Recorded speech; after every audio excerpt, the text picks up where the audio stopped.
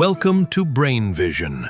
So for part A, we need to find a formula for the spring constant in terms of the Young's modulus. So we can say that the Young's modulus equals stress over strain. This would be for part A. We know that the stress is simply a force over an area, and the strain would be the change in length over the original length. However, it's 1 over strain, so we'd have to flip that. And so we find that the force is going to be equal to the Young's modulus times the area times the change in length divided by the original length.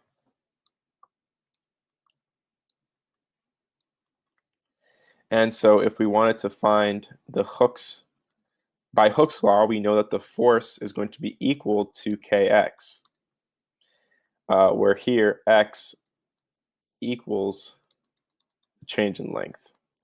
So here, essentially, x and the change in length cancel out, and we have that k, the spring constant, is going to be equal to ya over the original length.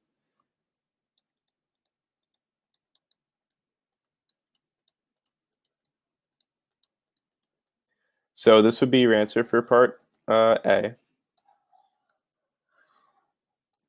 And then for part B, we want to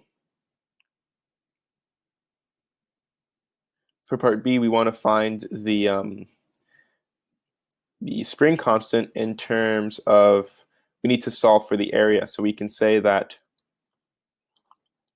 the spring constant is equaling the Young's modulus times the area divided by the original length. This would be equal to y times pi r squared divided by the original length.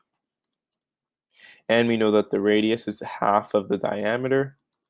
So this would be 1.291 millimeters over 2. So the radius is going to be equal to 6.455 times 10 to the negative 4th meters. So the spring constant is going to be equal to pi times 6.455 times 10 to the negative 4th meters squared times the Young's modulus, 10 to the 10th pascals, divided by the original length of 0.750 meters. And we find that K, the spring constant, is going to be 1.9 times 10 to the 5th newtons per meter. So this would be your final answer for part B. And then for part C, they want us to find the force. This is going to be equal to the weight, and this will be equal to the kx.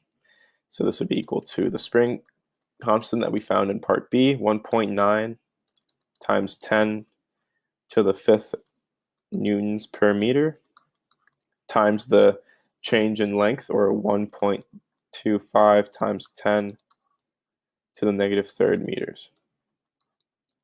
The force here would be equal to 237.5 newtons.